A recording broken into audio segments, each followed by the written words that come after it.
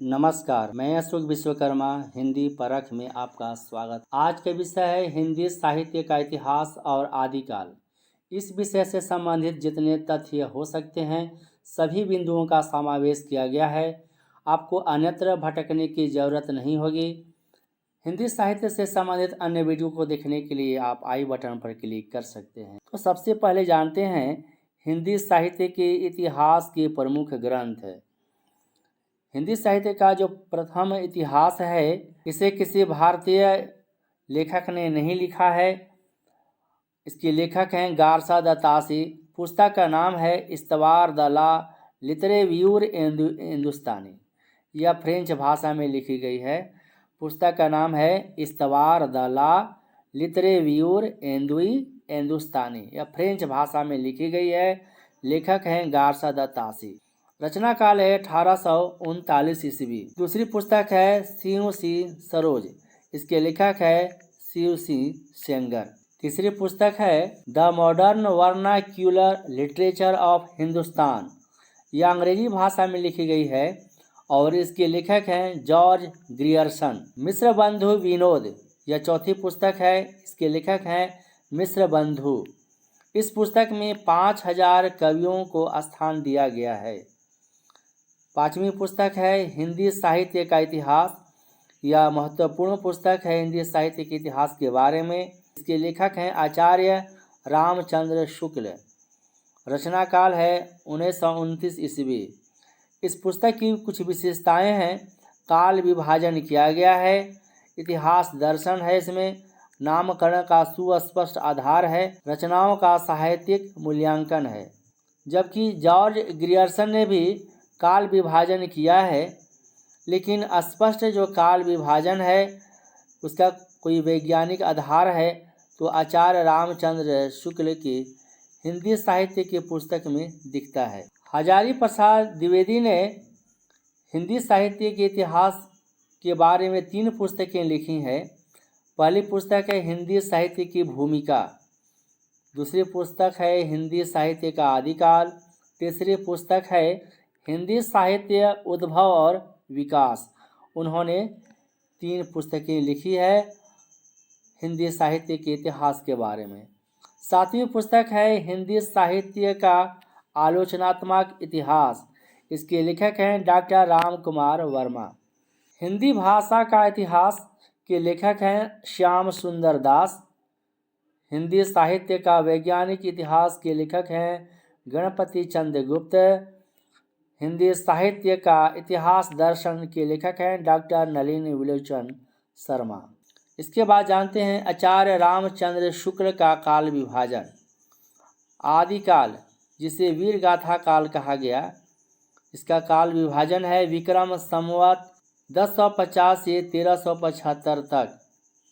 पूर्व मध्यकाल जिसे भक्ति काल कहा गया, विक्रम संवत 1375 से 1700 तक। उत्तर मध्यकाल जिसे रीतिकाल कहा गया, विक्रम संवत 1700 से 1900 तक। आधुनिक काल जिसे गद्य काल कहा गया, विक्रम संवत 1900 से 1984 या अब तक। यह विक्रम संवत में है और ईस्वी सन में होगा। आदिकाल का होगा 1000 ईस्वी से 1350 ईस्वी तक। पूर्व मध्यकाल जिसे भक्ति काल कहा गया, इसका कालखंड है 1350 से ईस्वी से 1650 ईस्वी तक। उत्तर मध्यकाल 1650 ईस्वी से 1850 ईस्वी तक। आधुनिक काल 1850 ईस्वी से अब तक। विभिन्न कालखंडों के नामकरण। आदिकाल को विभिन्न लेखकों ने अलग अलग नामों से पुकारा है। आदिकाल को वीर गाथा काल कहा है आचार्य रामचंद्र शुक्ल ने, और आदिकाल को आदिकाल कहा है हजारी प्रसाद द्विवेदी ने। आदिकाल को चारण काल कहा है डॉक्टर राम कुमार वर्मा और जॉर्ज ग्रियर्सन ने। इसे बीजवपन काल कहा है महावीर प्रसाद द्विवेदी ने। सिद्ध सामंत युग कहा है राहुल सांस्कृतियायन ने। आदिकाल को आरंभिक काल कहा है मिश्र बंधु ने। प्रारंभिक काल डॉक्टर गणपति चंद्र गुप्त ने। इसके बाद है दूसरा है पूर्व मध्य काल। पूर्व मध्य काल को भक्ति काल कहा गया और उत्तर मध्य काल को रीति काल कहा गया, अलंकृत काल कहा गया, श्रृंगार काल कहा गया, कला काल कहा गया और आधुनिक काल को गद्य काल और वर्तमान काल के नाम से जाना गया। इसके बाद जानते हैं आदिकालीन साहित्य के विभिन्न रूप। रासो काव्य, पृथ्वीराज रासो, इसके रचयिता हैं चंद बरदाई। यह महत्वपूर्ण पुस्तक है पृथ्वीराज रासो, इसके बारे में आगे जानेंगे विशेष रूप से। इसके बाद है विसल देव रासो, इसके रचयिता हैं नरपति नाल्ह। परमाल रासो के रचयिता जगनिक। खुमान रासो, इसके रचयिता हैं रचनाकार दलपति विजय। विजयपाल रासो के रचयिता है नल्ल सिंह। हमीर रासो के रचयिता है सारंगधर। पृथ्वीराज रासो वीर रस प्रधान ग्रंथ है और हिंदी का प्रथम महाकाव्य है।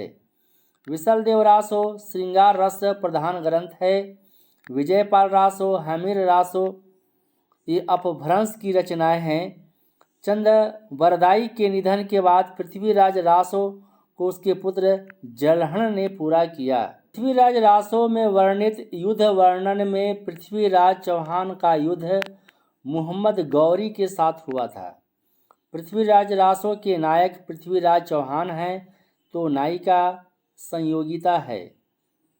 ढोला मारू रुदुहा एक लोक काव्य है जिसमें विरह वर्णन है। आदिकाल में डिंगल शैली का प्रयोग युद्ध वर्णन के लिए होता था। इसके बाद है रास काव्य, जिसे जैन काव्य या जैन साहित्य के नाम से जानते हैं। पहली पुस्तक है रास काव्य की भरतेश्वर बाहुबली रास, इसके रचयिता हैं शालिभद्र सूरी। बुद्धि रास के रचयिता हैं शालिभद्र सूरी। पंच पांडव चरित्र रास के रचयिता शालिभद्र सूरी। शालिभद्र सूरी के 3 महत्वपूर्ण पुस्तकें हैं भरतेश्वर बाहुबली रास, बुद्धि रास, पंच पांडव चरित्र रास। जैन काव्य की अगली कड़ी में श्रावकाचार, इसके रचयिता देवसेन हैं। जीवदया रास और चंदन बाला रास ये दोनों पुस्तकों के रचयिता आसुगु हैं।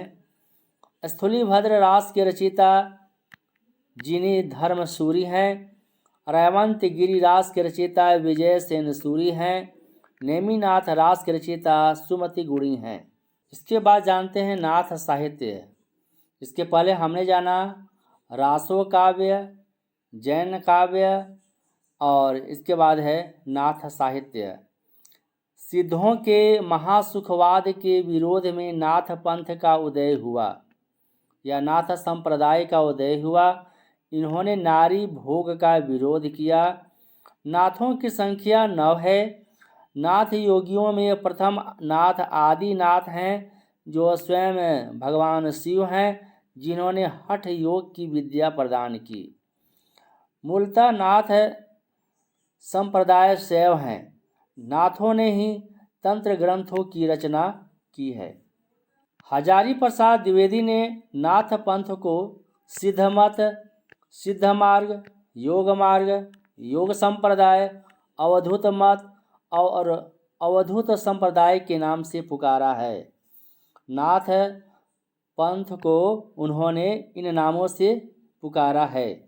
नाथ संप्रदाय के प्रवर्तक मत्स्येंद्र नाथ और गोरखनाथ माने जाते हैं। डॉक्टर पीताम्बर दत्त बड़त हवाल ने गोरखनाथ का रचनाओं का संकलन गोरखबानी के नाम से किया है। गोरखबानी के नाम से रचनाओं का संकलन किसने किया? डॉक्टर पीताम्बर दत्त बड़त हवाल ने किया। गोरखनाथ की रचनाओं में गुरु महिमा, इंद्रिय निग्रह, प्राण साधना, वैराग्य, कुंडलिनी जागरण और शून्य समाधि का वर्णन है। मत्स्येंद्र नाथ के शिष्य गोरखनाथ थे। इसके बाद जानते हैं नाथ साहित्य की विशेषताएं। नाथ साहित्य की प्रथम विशेषता है नारी निंदा का उल्लेख किया गया। ज्ञान निष्ठा का महत्व है इसमें। गुरु का विशेष महत्व प्रदान किया गया। हठ योग का उपदेश दिया गया। सिद्ध साहित्य के भोग विलास की भर्त्सना की गई और भगवान शिव की उपासना पर बल दिया गया। आचार्य हजारी प्रसाद द्विवेदी के अनुसार नाथ साहित्य के बारे में उन्होंने लिखा है कि इनकी सबसे बड़ी कमजोरी इनका रूखापन और गृहस्थ के प्रति अनादर भाव है। इसके बाद हम लोग जानते हैं सिद्ध साहित्य। इसके पहले हमने जाना रासो काव्य, जैन काव्य, नाथ साहित्य और इसके बाद चौथी है काव्य परंपरा में सिद्ध साहित्य। सिद्धों का संबंध बौद्ध धर्म की वज्रयानी शाखा से है। वज्रयानियों को ही सिद्ध कहा गया है। सिद्ध भारत के पूर्वी भाग में रहते थे। ये बिहार से लेकर असम तक फैले हुए थे। राहुल सांस्कृतियायन ने सिद्धों की संख्या 84 बताई है। सिद्ध अपने नाम के पीछे पा जोड़ते थे, जैसे सरहप्पा, अंत में देख रहे हैं पा है यहाँ पर, लुईपा, सबरप्पा, डोमिप्पा, सब के नाम के अंत में पा है। राहुल सांस्कृतियायन ने 7वीं शताब्दी के कवि सरहप्पा को प्रथम सिद्ध कवि माना है। इन्हें सरहपाद भी कहा जाता है। सरहप्पा की कोई रचना उपलब्ध नहीं है। राहुल सांस्कृतियायन ने हिंदी काव्य धारा में सरहप्पा की कुछ मुक्तक रचनाओं को स्थान दिया है। ग्रंथ के रूप में हिंदी की पहली रचना जैन आचार्य देवसेन रचित श्रावकाचार को माना जाता है। सिद्धों का मुख्य केंद्र बिहार के नालंदा विद्यापीठ माना जाता है। बख्तियार खिलजी ने आक्रमण कर इनका भारी नुकसान पहुंचाया। सिद्धों की भाषा में उलटबांसी शैली का पूर्व रूप देखने को मिलता है। उलटबांसी जिसे कबीर ने अपनी रचनाओं में खूब स्थान दिया है और इसका पूर्व रूप उलटबांसी का सिद्धों की भाषा में दिखलाई पड़ता है। इनकी भाषा को संध्या भाषा या सांध्य भाषा कहा गया है। सिद्धों के साहित्य को रामचंद्र शुक्ल ने सांप्रदायिक शिक्षा मात्र कहा, जिनका बाद में खंडन हजारी प्रसाद द्विवेदी ने किया। कुछ सिद्ध साहित्य हैं यहाँ पर। दोहा कोश की रचनाकार सरहप्पा हैं और चर्यापद के रचयिता सबरप्पा हैं। डोम्बी गीतिका के रचयिता डोमिप्पा है। इसके बाद जानते हैं प्रकीर्णक साहित्य। इस कड़ी में अमीर खुसरो हैं। अमीर खुसरो इसके प्रमुख कवि माने जाते हैं। अमीर खुसरो का वास्तविक नाम अब्दुल हसन था। क्या था अमीर खुसरो का वास्तविक नाम? अब्दुल हसन। अमीर खुसरो को खड़ी बोली हिंदी का पहला कवि माना जाता है। खड़ी बोली हिंदी का पहला कवि अमीर खुसरो। खुसरो की पहेलियाँ और मुकरियाँ प्रसिद्ध हैं। अमीर खुसरो की रचना खालिक बारी का एक शब्दकोश है।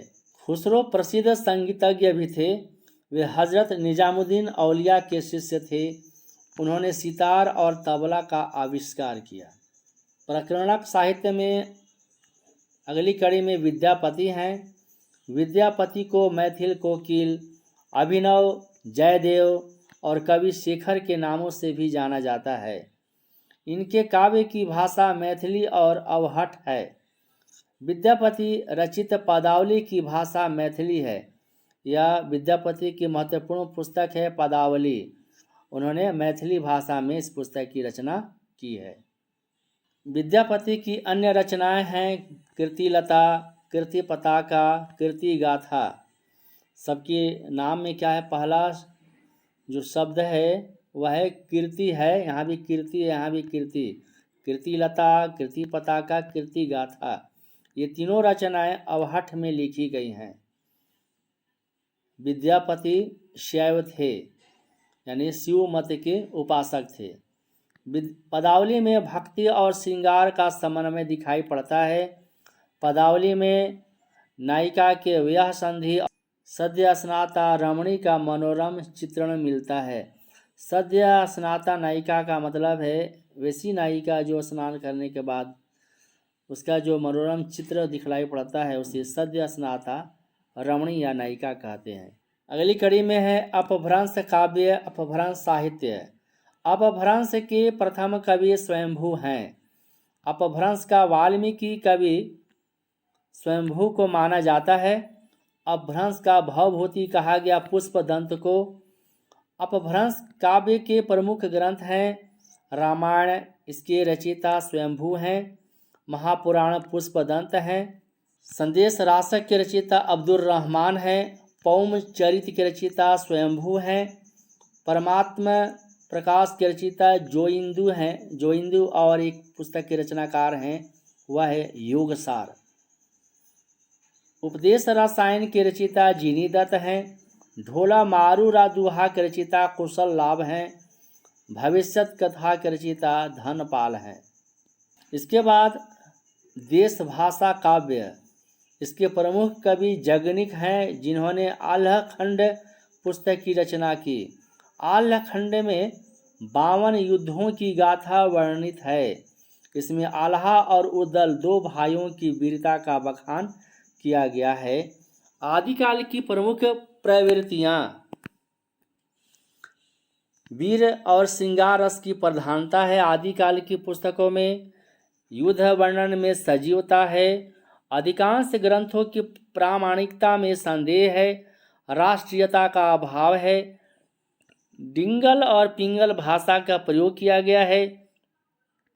आश्रयदाताओं की खूब प्रशंसा की गई है। ऐतिहासिकता का अभाव दिखलाई पड़ता है। आदिकाल की पुस्तकों में सिद्ध, जैन और नाथ संप्रदाय द्वारा धार्मिक काव्य रचना की गई है और लोक साहित्य की रचना, ये आदिकाल की प्रमुख प्रवृत्तियां हैं जिससे परीक्षाओं में प्रश्न पूछे जाते हैं।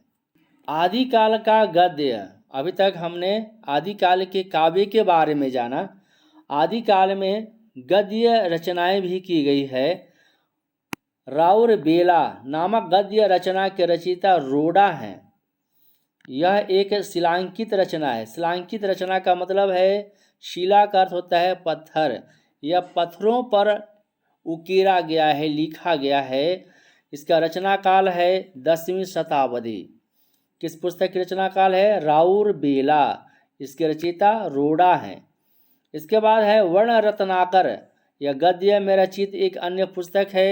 इसके लेखक ज्योतिरीश्वर ठाकुर हैं। यह मैथिली भाषा में रचित है। कुछ अन्य महत्वपूर्ण तथ्य है जो आपके परीक्षा के लिए काफ़ी उपयोगी है। हिंदी में 3 प्रकार के साहित्य मिलते हैं, गद्य, पद और चंपू। गद्य और पद दोनों के मिश्रण को चंपू कहा जाता है। हिंदी की पहली प्रामाणिक गद्य रचना परीक्षा गुरु है। यह एक उपन्यास है। परीक्षा गुरु क्या है? एक उपन्यास है और इसकी रचनाकार लाला श्रीनिवास दास हैं। हिंदी साहित्य के काल विभाजन करने वाले प्रथम विद्वान जॉर्ज ग्रियर्सन को माना जाता है। जॉर्ज ग्रियर्सन ने हिंदी साहित्य को 12 खंडों में विभाजित किया है। जॉर्ज ग्रियर्सन ने भक्ति काल को हिंदी साहित्य का स्वर्ण काल कहा है। ओम जय जगदीश हरे आरती के रचनाकार श्रद्धाराम फुलौरी हैं। हिंदी साहित्य का सर्वप्रथम सुव्यवस्थित इतिहास लिखने का श्रेय रामचंद्र शुक्ल को जाता है। उनकी पुस्तक का नाम है हिंदी साहित्य का इतिहास। हिंदी साहित्य के इतिहास के बारे में कुछ उक्तियां हैं। यह उक्ति रामचंद्र शुक्ल का है। उन्होंने कहा, साहित्य प्रत्येक देश की चित्तवृत्ति का संचित प्रतिबिंब है। मैं हिंदुस्तानी की तूती हूँ। अगर तुम वास्तव में मुझसे कुछ पूछना चाहते हो तो हिंदवी में पूछो। इस पंक्ति के लेखक अमीर खुसरो हैं। तो वीडियो कैसा लगा आप हमें कमेंट कर बताएं। हमें सपोर्ट करने के लिए हिंदी पढ़ को सब्सक्राइब करें, वीडियो को लाइक और अपने साथियों के बीच शेयर करें। नमस्कार।